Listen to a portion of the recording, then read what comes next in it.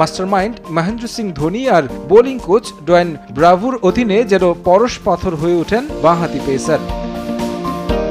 এবারের আইপিএলে দলীয় সর্বোচ্চ রানের রেকর্ড গড়েছে ফিজের পুরনো দল সানরাইজার্স হায়দ্রাবাদ। তা আবার নিজেরাই ভেঙে নতুন রেকর্ড করেন। খুনে মানসিকতার দলটার বিপক্ষে অসহায় ছিলেন বোলাররা। তবে মুস্তাফিজের চেন্নাই সুপার কিংস বোলাররা একেবারে পাত্তা দেয়নি ট্রাভিস হেড আর হেনরি ক্লাসেনদের।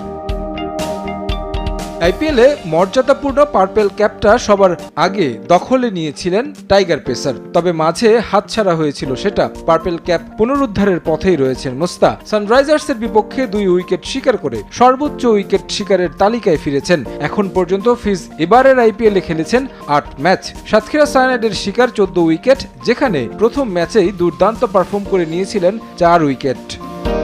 এখন পর্যন্ত 14 উইকেট নিয়েছেন আরও 2 ক্রিকেটার। ভারতীয় পেসার